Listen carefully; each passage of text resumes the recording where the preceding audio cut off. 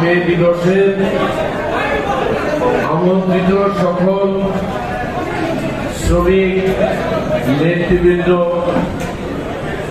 বাংলাদেশ জাতীয়তা পার্টির আঞ্চলিক নেতৃবৃন্দ, আমার সামনে উপবিষ্ট আজকের এই মহান মে দিবসে যারা সারা দিন উপস্থিত হয়েছেন, সেই সকল শ্রেণীর কর্মজীবী, শ্রমিক, পেশাজীবী, বন্ধু বান্ধব সবাইকে আজকে এই মহান মে দিবসের শোক বার্তা আমি আপনাদেরকে পৌঁছে দিচ্ছি। আজকে সত্যি কিন্তু শোকের দিন, আনন্দের দিন নয়। আমাদের আসলে উচিত ছিল সবারই কালো পাঞ্জাবি পরে আসা, যেটা আমরা আগামীতে এটা করার আমরা চেষ্টা করব। এটা আমাদের অনিচ্ছাকৃত ভুল। আপনারা ইতিমধ্যে জেনেছেন মহান মে দিবস কি। আমার এটা বলে কথা বাড়িয়ে লাভ নাই, কারণ আমি মনে করি বড় বড় সব কথা বলা হয়েছে, বড় বড় সব কাজ বাকি রয়েছে। এখন আমাদের বাকি কাজগুলা করার দিন। এখানে বিভিন্ন বক্তা, বিভিন্ন নেতৃবৃন্দ খুব সুন্দর করে অনেক কথা বলে গিয়েছে। আমি এখানে শুধু তাদের বক্তব্যের সাথে কিছু কথা যোগ করব। আমার বিশ্বাস বাংলাদেশে শুধু 7,35,00,000 শ্রমিক নয়, আরো অনেক বেশি শ্রমিক আছে যারা পরিসংখ্যানে আসেনি, যাদেরকে ধরা হয়নি। তাদের মধ্যে একটা বৃহৎ গোষ্ঠীর শ্রমিক হচ্ছে যাদেরকে আমি বলি নীরব শ্রমিক। এরা সবাই হচ্ছে হাউসওয়াইফ বা গৃহকর্মী, যারা নীরবে একজন শ্রমিকের, একজন কর্মকর্তা কর্মচারীর বাসায় স্ত্রী হিসাবে বাচ্চা লালন পালন করে সংসার দেখাশোনা করে। আমরা কি তার পরিশ্রমের কখনো স্বীকৃতি দিয়েছি? দেই। অদ্ভুত ব্যাপার হলো এদের কোনো বেতন নাই।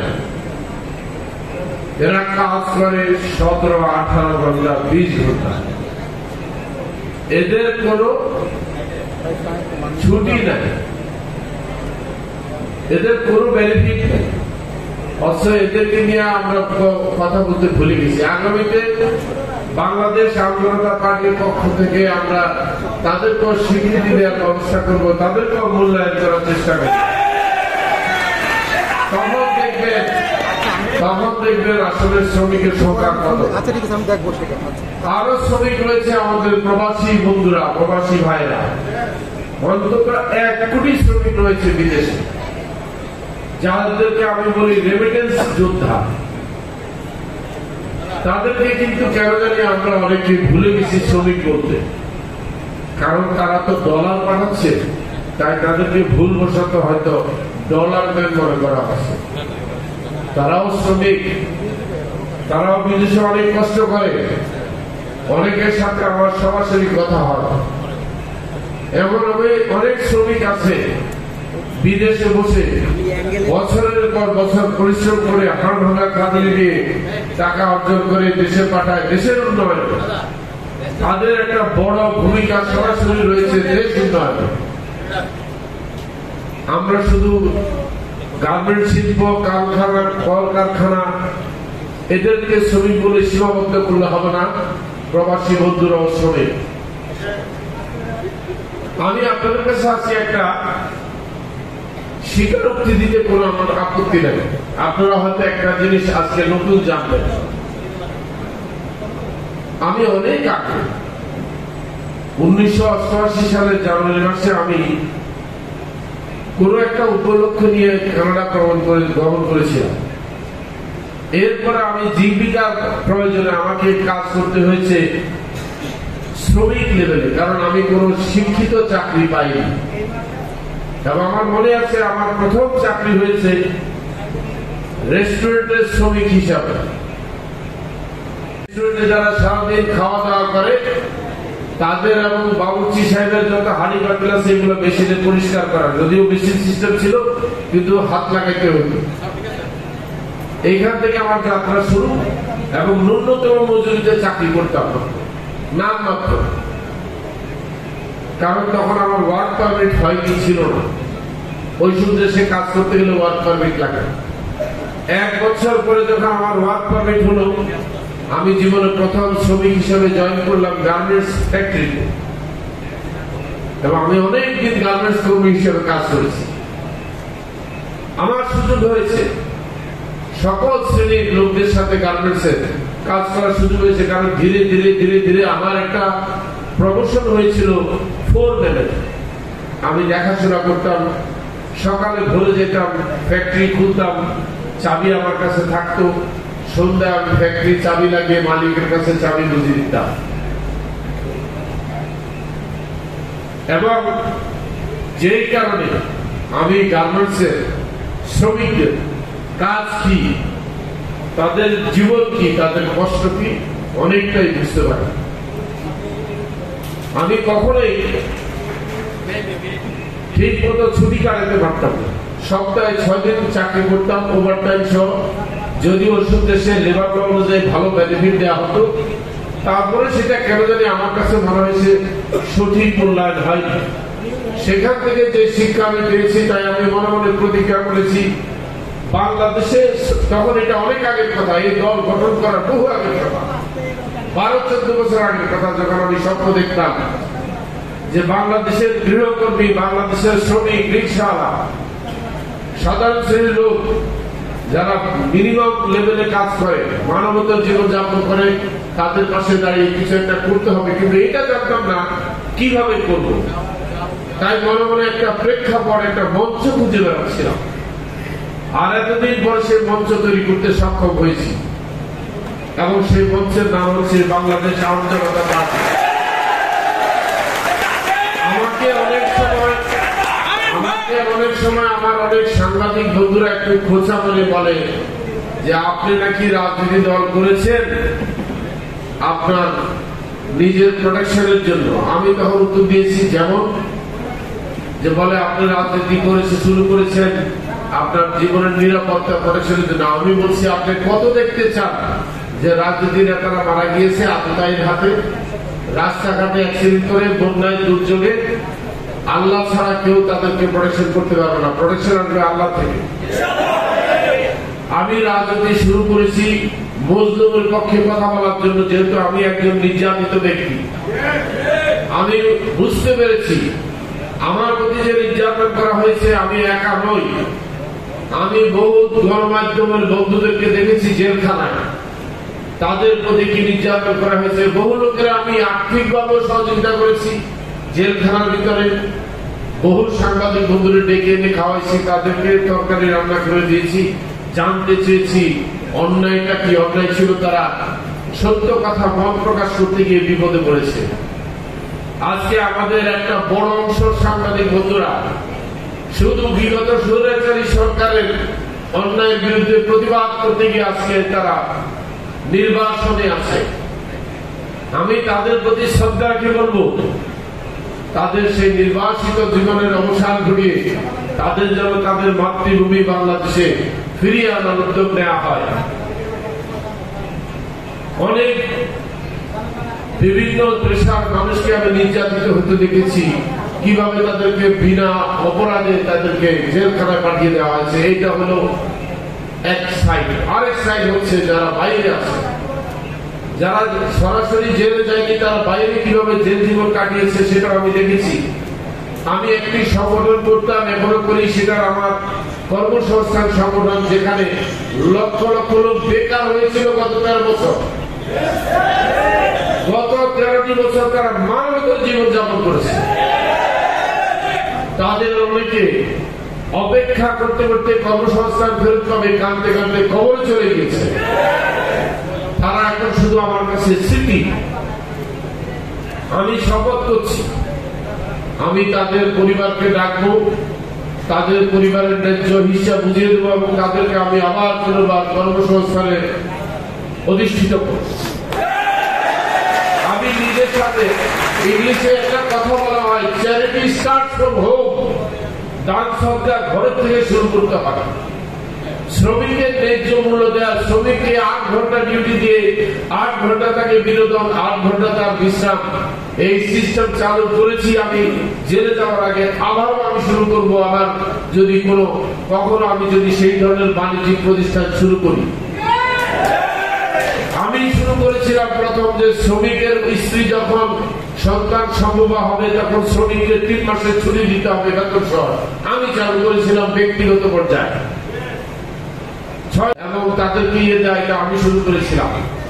আমি প্রথম বলেছি আমার ঘরের মধ্যে যারা আমার গৃহকর্মী আছে তাদেরকে আমাদের সমমানের খাবার দিতে হবে, তাদেরকে ন্যায্য বেতন দিতে হবে।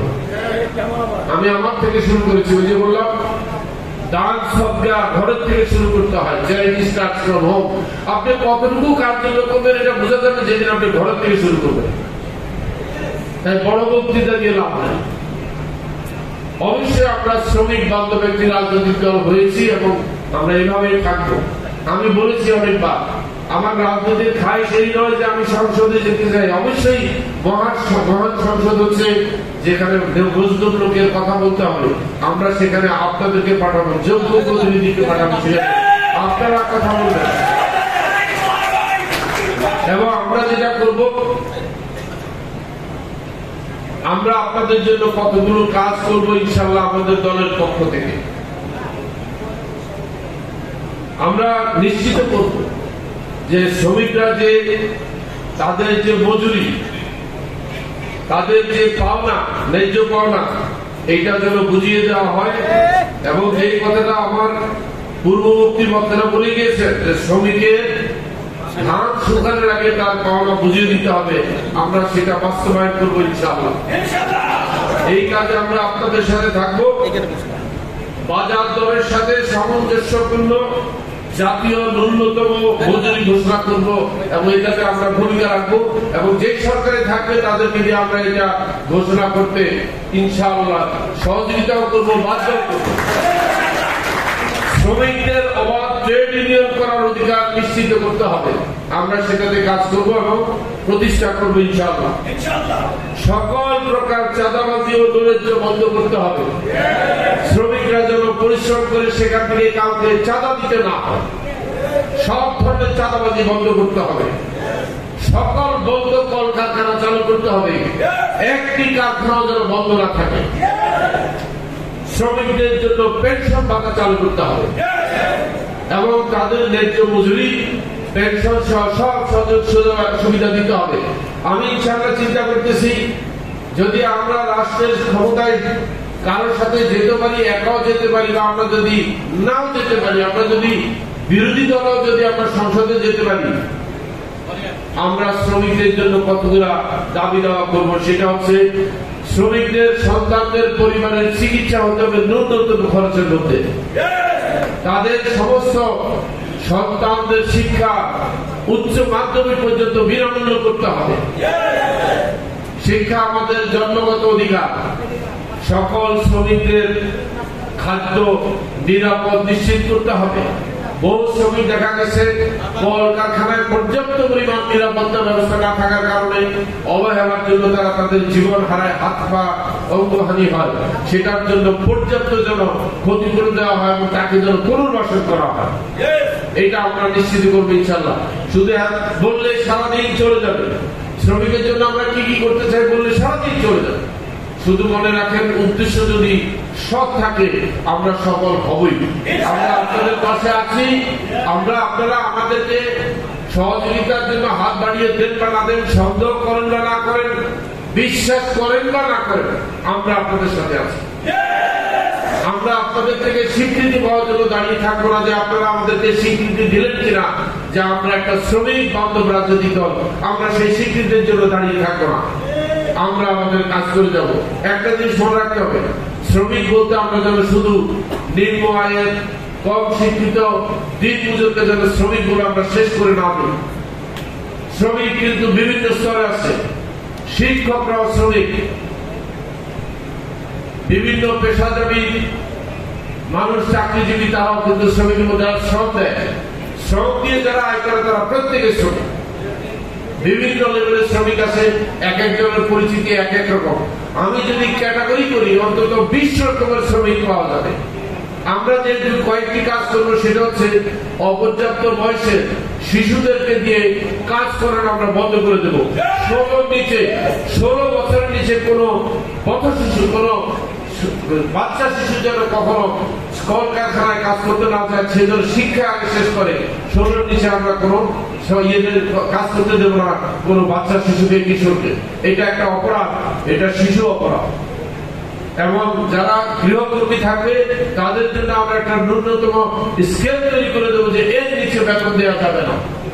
এটা নিয়ে অলরেডি আমি কাজ করতেছি। আমি একটা ফাউন্ডেশন তৈরি করেছি আজ থেকে 5-7 বছর আগে, যখন আমি জেলে ছিলাম তখন তৈরি করেছি। যে ফাউন্ডেশনের নাম হচ্ছে Wavell foundation, Wavell welfare foundation.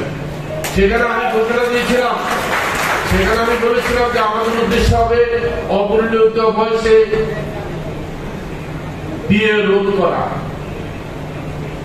কম বয়সী গৃহকর্মীদের অত্যাচার বন্ধ করা, তাদেরকে সুশিক্ষিত করে তাদের বয়স যখন পর্যাপ্ত হবে তখন তাদেরকে কাজ করতে দেওয়া এবং তাদের ন্যায্য বেতন দেওয়ার ব্যবস্থা করা হয়। আর যারা মহিলা শ্রমিক আছে, যাদের বাচ্চা কাচ্চা রেখে তারা কাজ করতে পারে না, তাদের জন্য ডে কেয়ার সিস্টেম চালু করার জন্য তাদের বাচ্চাকে আমরা সেই ডে কেয়ারে রেখে ন্যূনতম শিক্ষা চলবে ডে কেয়ার মধ্যে, এবং তারা যেন চাকরি করতে পারে বাচ্চা এই ডে কেয়ারে রেখে, এবং খুব কম খরচের মধ্যে করার আমরা ব্যবস্থা করবো ইনশাআল্লাহ।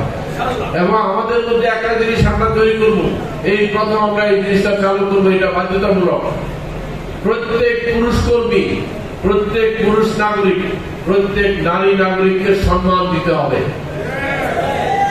আমরা এই দেশ অর্ধেক নারী অর্ধেক পুরুষ, তাদেরকে বাদ দিয়ে কোনো কাজ করা যাবে না। তাদেরকে অবলা শব্দটা ব্যবহার করা যাবে না। এই শব্দগুলা অপমানজনক। তারাও আমাদের সহকর্মী। আমরা দেশ গড়বো একসাথে, তাই আমাদের স্লোগান হচ্ছে গোরা একসাথে এসো, আমরা একসাথে দেশ গড়ি। আমরা আহ্বান জানাচ্ছি যে এসো আমরা একসাথে দেশ গড়ি, এসো আমরা দেশ গড়ি একসাথে। তাই আমরা তাদেরকেও কিন্তু মাইনাস করা যাবে না। আরেকটা জিনিস আমি চালু করবো, আমার প্রতিষ্ঠান থেকে আমি আগে শুরু করবো, বেতনের ক্ষেত্রে কোনো বৈষম্য থাকতে পারবে না। সমান বেতন দিতে হবে নারী পুরুষকে। শ্রমিকদের ক্ষেত্রে এটা অনেক সময় দেখা যায়, অনেক শিল্প কলকারখানায় দেখা গেছে নারী শ্রমিককে কম বেতন দেওয়া হয়, পুরুষ শ্রমিককে বেশি বেতন দেওয়া হয়। এই সিস্টেমকে বন্ধ করতে হবে। আমাদের আন্দোলন কোন ব্যক্তির বিরুদ্ধে নয়, আমাদের আন্দোলন কোন গোষ্ঠীর বিরুদ্ধে নয়, আমাদের আন্দোলন সিস্টেমের বিরুদ্ধে। আমরা সেই ঘুরে দেওয়া রাষ্ট্র ব্যবস্থার সংস্কার চাই, আমরা ঘুরে দেওয়া সমাজ ব্যবস্থার সংস্কার চাই। আমরা এখানে নির্বাচিত হয়ে সংসদে গিয়ে ক্ষমতা কুক্ষিত করার স্বপ্ন দেখি না। আমরা দেখতে চাই রাষ্ট্র সংস্কার করে আমাদেরকে রাষ্ট্রটাকে পরিচালনা করার মতো পরিবেশ তৈরি করে দেন, তারপর ইনশাআল্লাহ আমরা মহান সংসদে গিয়ে রাষ্ট্র পরিচালনার দায়িত্ব নেব। এবং আজ এই মহান মে দিবসে আপনাদের কাছে আমাদের এই ওয়াদা থাকবে, বাংলাদেশের সকল শ্রেণী, সকল শ্রেণীর মেহনতি মানুষের কাছে আমাদের ওয়াদা থাকবে, আমাদের আগামী দিনের রাজনীতির বড় এজেন্ডা হবে আপনাদের পাশে দাঁড়ানো, আপনাদের অধিকার আদায় করা, আপনাদের পক্ষে আওয়াজ করা। আপনাদের আওয়াজ যেন মহান সংসদে যেন প্রকম্পিত হয়, আমরা সেই ব্যবস্থা করব। এবং জেনুইন শ্রমিক লেভেল থেকে, শ্রমিকদের মধ্যে থেকে সবার সম্মতির মাধ্যমে, ভোটাভুটির মাধ্যমে শ্রমিক নেতাকে কিন্তু শ্রমিক মন্ত্রণালয়ের মন্ত্রী করতে হবে। শ্রমিকদের মধ্যে থেকে প্রতিনিধি থাকতে হবে সব জায়গায়। এবং বর্তমান সরকারের কাছে আমি জোর আবেদন জানাবো, আপনি এতগুলো সেক্টরে আপনার প্রচেষ্টা নিয়েছেন, অনুগ্রহপূর্বক শ্রমিকের মধ্যে থেকে একজন শ্রমিক নেতাকে উপদেষ্টা হিসেবে নিয়েছেন, যাতে আমরা আপনার আমল থেকে যেন শ্রমিকের ন্যায্য আদায় আমরা শুরু করতে পারি। আমি জানি আপনি জনবান্ধব একজন লোক, আপনি বিশ্ববিখ্যাত একজন লোক, আপনি একজন নোবেল জয়ী লোক, আপনার সেই মন মানসিকতা আছে, আপনার সেই সুযোগ আছে, সেই সুযোগটা আপনি শুধু প্রয়োগ করেন এবং আমাদের শ্রমিকদেরকে আপনি সেই সুযোগ করে দেন, যাতে আর নির্যাতিত না হয়, সব ক্ষেত্রে যেন বৈষম্য দূর হয়। আপনি ব্যাপারে পদক্ষেপ দিবেন। আমি আর বেশি সময় নেব না। আজকে আমাকে এই অনুষ্ঠান পরিচালনা করার জন্য আমার সহকর্মী যারা আমাকে সহযোগিতা করেছে সবার কাছে আমি কৃতজ্ঞতা প্রকাশ করছি। গণমাধ্যমের কর্মী বন্ধুরা যারা আমাদের আজকে এই অনুষ্ঠানকে ধারণ করে প্রকাশ করছেন এবং প্রচারণা করবেন আগামীকাল পরশুদিন, তাদের সবাইকে কৃতজ্ঞতার সাথে আমি আপনাদের ধন্যবাদ জানাচ্ছি। ধন্যবাদ জানাচ্ছি এই প্রেস ক্লাবের কর্তৃপক্ষকে আমাদেরকে এমন একটি সুন্দর অনুষ্ঠান করার জন্য, এই ভবনটি আমাদেরকে ব্যবহার করার জন্য সুযোগ দেওয়ার জন্য সবার কাছে কৃতজ্ঞতা প্রকাশ করছি। কৃতজ্ঞতা প্রকাশ করছি বিভিন্ন হল রুমে, প্রতিটা রাস্তাঘাটে সব জায়গায় আমরা দেখি শ্রমিকদেরকে নিয়ে যে সমাবেশ হচ্ছে এবং এই শ্রমিক দিবসকে আমরা ঘটা করে পালন করছি। এখানে অনেক রাজনৈতিক নেতৃবৃন্দ নানান কথা বলেছেন, আমি শুনেছি চমৎকার ভাবে তাদের আলোচনা, এবং সেই সাথে আমাদের কিছু বন্ধুরা রয়েছেন যারা কিছু প্রশ্ন রেখে গিয়েছিলেন, কিন্তু পরিতাপের বিষয়ে তারা উত্তর না নিয়ে চলে গেছেন। তো আমি বলতে চাচ্ছি যে আমাদের দল 17 তারিখে আত্মপ্রকাশ হয়েছে, আমাদের কিছু সীমাবদ্ধতা নিশ্চয়ই রয়েছে, তার জন্য দুঃখ প্রকাশ করছি। আশা করি পরবর্তী প্রোগ্রামে এই সীমাবদ্ধতাগুলো থাকবে না, কিন্তু আমরা শ্রমিক বান্ধব একটি রাজনৈতিক দল হতে চলেছি, সেটি আমাদের কাজের মাধ্যমেই আপনারা প্রমাণ পাবেন। আমরা সবসময় কথা কম বলবো, আমরা কাজ বেশি করব। এখানে যারা উপস্থিত রয়েছে তার মধ্যে একটি কথা আমি বলতে চাই, এখানে দীর্ঘ 12টি বছর ধরে যারা সারা বাংলাদেশে টেকনাফ থেকে তেতুলিয়া, রূপসা থেকে পাথুরিয়া, সেখানে অনেক হাজার হাজার শ্রমিক ছিলেন যারা 12টা বছর কর্মসংস্থান হারিয়ে দাঁড়ে দাঁড়ে ঘুরে ন্যায্য বিচার না পেয়ে ঢুকে ঢুকে আজকে অনেকেই তারা কবরবাসী হয়েছে। এখানে ভাগ্যবান কিছু ব্যক্তিরা আমার সামনে বসে আছেন, যাদের উপরে আল্লাহ পাকের বিশেষ রহমত ছিল, তারা বেঁচে আছেন। আজকে তাদের দুটি কথা বলার সুযোগ পেয়েছেন, কিন্তু আমি মনে করি এই শ্রমিক দিবসে আমাদের দলের পক্ষ থেকে কিছু কমিটমেন্ট আসা উচিত। একজন প্রান্তিক চাষি, সে একটি সবজির মূল্য পায় 3 টাকা কেজি, সেই সবজি ঢাকা শহরে এসে কিভাবে সেটি 100 টাকা হয়ে যায়, সেই গোবর ফাঁস করবে বাংলাদেশ আম জনতা পার্টি। আজকে আমার ওই প্রান্তিক চাষি কেন তার সবজির ন্যায্য মূল্য পাচ্ছে না? আজকে কেন রিকশাওয়ালা ভাই গরুর মাংস কিনে খেতে পারছে না, ইলিশ মাছের কাছেও যেতে পারছে না? আজকে এই বৈষম্য দূর করার জন্যই, এই বৈষম্য আমরা নির্মূল ভাবে শেষ করার জন্যই আমাদের এই পথ চলা। আপনারা আমাদের উপর আস্থা রাখতে পারেন, আমাদের দল কোনো এলিট শ্রেণীর দল নয়।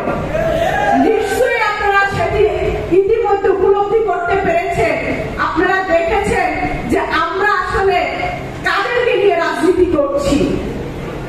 আপনারা দেখতে পাচ্ছেন এখানে আমাদের সাংবাদিক ভাই ও বোনেরা উপস্থিত রয়েছেন। এই শ্রমিকের কথা কিন্তু কেউ বলে না। সকলে কিন্তু 8 ঘন্টা ডিউটির কথা বলে, 12 ঘন্টা ডিউটির কথা বলে, কিন্তু এই শ্রমিকগুলো যে 24 ঘন্টায় ডিউটি করে, এই শ্রমের ব্যাপারে কিন্তু কেউ আমরা সচেতন না। তো সেই জায়গা থেকে বলবো, শ্রমিক বান্ধব এবং যারা কর্মের ন্যায্য হিস্সা চান, আমাদের ইসলাম ধর্মে রয়েছে শ্রমিকের ঘাম শুকানোর আগে তার পাওনাটা বুঝিয়ে দেওয়া দরকার। সেইটা আমরা কিন্তু করছি না।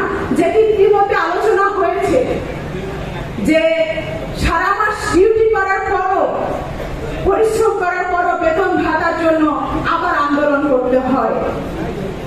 তো সেই জায়গা থেকে আমরা মনে করি আমাদের আম জনতা পার্টি থেকে শ্রমিকদের শ্রমিক বান্ধব যে রাষ্ট্র, সেই রাষ্ট্র গড়ার লক্ষ্যে আমাদের দল কাজ করবে, আমরা কাজ করব। শ্রমিকদেরকে নেতৃত্বের জায়গায় নীতি নির্ধারণী ফোরামে ওই পার্লামেন্ট মেম্বার করার জন্য আম জনতা পার্টি কাজ করবে।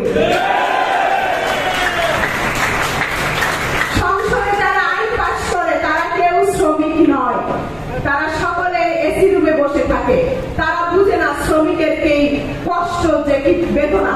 অতএব আমরা শ্রমিকের প্রতিনিধিকে আমরা অবশ্যই সংসদে পাঠাবো, সে যেন কখনো দালাল না হয় সে ব্যাপারেও আমাদের সজাগ থাকতে হবে। আমি দেখেছি, আপনারা কেউ ব্যক্তিভাবে নেবেন না, ব্যক্তিগতভাবে কাউকে আমি আক্রমণ করে কথা বলছি না। অনেক শ্রমিক নেতাকে আমরা দেখেছি, আইএলওর সাথে কাজ করতে দেখেছি, সরকারের সাথে কাজ করতে দেখেছি। শ্রমিকদেরকে তারা রাজপথে রেখে এসে এসি রুমে এসে হোটেল সেরাটনের নাস্তা খেয়ে প্যাকেটের বিনিময়ে শ্রমিকের রক্ত ঘাম বিক্রি করে দিয়ে ওই নেতা পলায়ন করে যায়। এই নেতাদেরকে আমাদের রুখে দিতে হবে। আমরা কি সকলে পারবো? আমরা কি সকলে পারবো? আমরা কি সকলে পারবো? আপনারাই আগামীর বাংলাদেশ। আপনারা প্রত্যেকে এক একজন রফিকুল আমিন, আপনারা প্রত্যেকে এক একজন এই বাংলাদেশের দেশপ্রেমিক সৈনিক। আপনাদেরকে নিয়ে আগামী সুন্দর বাংলাদেশ গড়ব, আপনাদেরকে নিয়ে আগামী শ্রমিক বান্ধব রাষ্ট্র গড়ব, আপনাদেরকে আগামীতে সংসদে পাঠাবো। আজকে আপনারা যারা সকলে এখানে সহযোগিতা করেছে, সকলের কাছে কৃতজ্ঞতা প্রকাশ করছি। ধৈর্য সহকারে আপনারা আমাদের বক্তব্য শুনেছেন, আমাদের আলোচনা শুনেছেন, এবং আগামীতে আপনাদেরকে নিয়ে আরো বড় পরিসরে শ্রমিক বান্ধব রাষ্ট্র গড়ার লক্ষ্যে কাজ করব। আপনাদের সকলের সহযোগিতা কামনা করে এখানেই শেষ করছি। ভালো থাকবেন। দিবসটা আসলে কি, বিষয়টা আমরা অনেক অবহিত না, যে আসলেই কোনটা শ্রমিক দিবস, আমাদের কাজটা কি।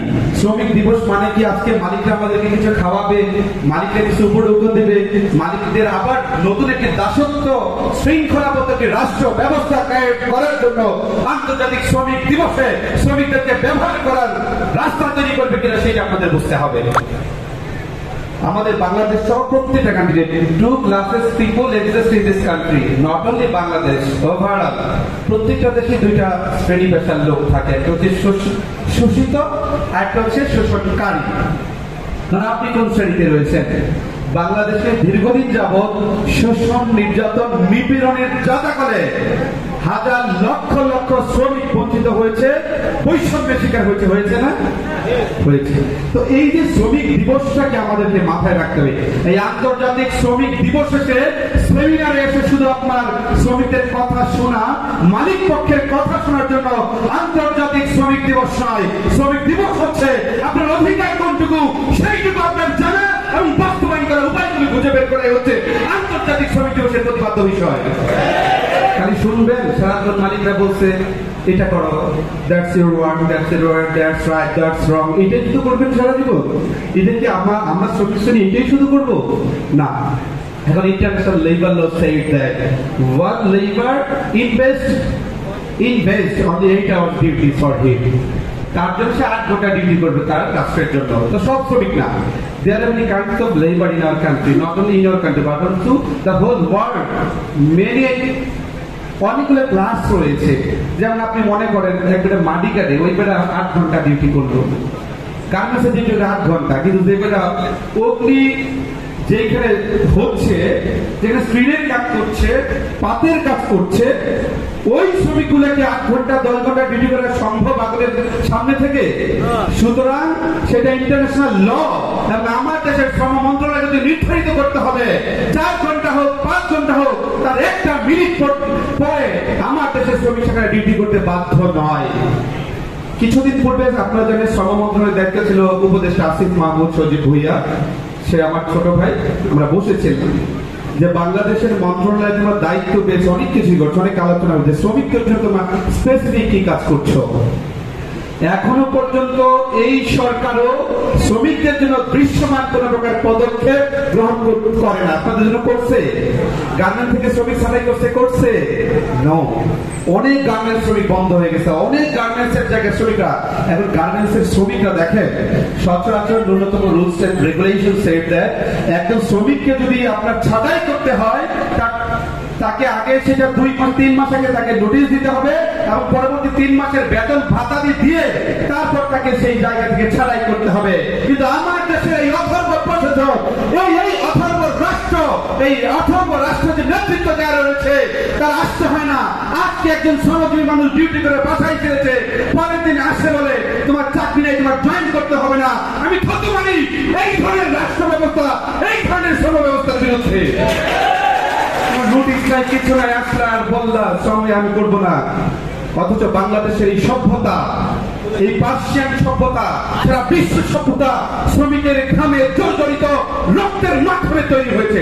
সভ্যতা তৈরি হয়নি, এই বিশ্বের সভ্যতা শ্রমজীবী মানুষের মাধ্যমে তৈরি হয়েছে বন্ধুগণ।